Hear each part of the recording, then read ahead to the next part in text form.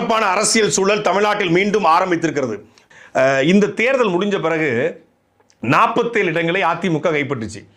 47 இடங்களை அதிமுக கைப்பற்றிய பிறகு அதிமுகக்குள்ளேயே தாவேக்காக்குள்ள நம்ம ஆதரவு கொடுத்து அமைச்சரவையில் பங்கெடுத்து போகணும் அப்படின்னு ஒரு டீம் பேசுறாங்க.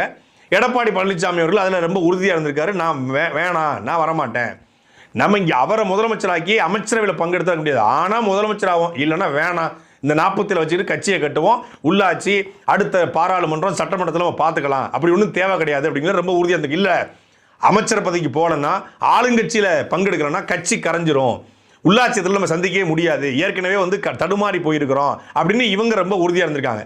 இவங்க உறுதியாக இருந்தனால 2 பேருக்கும் ஒரு பெரிய கிளாஸ் ஏற்படுது. வேலுமணி, சி.வி. சண்முகம் தலைமையிலான 25 சட்டமன்ற உறுப்பினர்கள் தமிழக வெற்றி கழகத்திற்கு அந்த ஃப்ளோர் டெஸ்ட்டில், சபாநாயகர் தலைமையிலான ஃப்ளோர் டெஸ்ட்டில் அவங்க ஆதரவு கொடுத்துறாங்க. இந்த ஆதரவை எதிர்த்து எடப்பாடி பழனிசாமியோட தலைமையிலான டீம் கவர்னர் சந்திச்சு அவங்களுக்கும் அதிமுகவுக்கும் சம்பந்தமே கிடையாது, அவங்க அதிமுக தான், அவங்க எங்க சின்னத்தில் நின்று வெட்டுட்டு அவங்களுக்கு எப்படி ஆதரவு கொடுக்க முடியும் அப்படிலாம் சொல்றாங்க. உள்ள அதிமுகலேருந்து விலகி அவங்க ஆதரவு கொடுத்துருந்தா கட்சி தாவல் தடை சட்டத்தின் அடிப்படையில் அவங்க எல்லாருமே பதவி பறிக்கப்பட்டிருக்கும், மொத்தமாக இடைத்தேர்தல் வந்திருக்கும். அப்படி இடைத்தேர்தல் சந்திக்க தயாராக இல்லாதவங்க அதிமுகவில் இருந்துக்கிட்டு எடப்பாடி பழனிசாமி தான் எங்கள் பொதுச் செயலாளர், ஆனால் தாவேக்காக நாங்கள் ஆதரவு அப்படின்னு சொல்லிக்கிட்டு இருந்தாங்க. இது இனிமேல் ஜெல்லாக வாய்ப்பு இல்லை.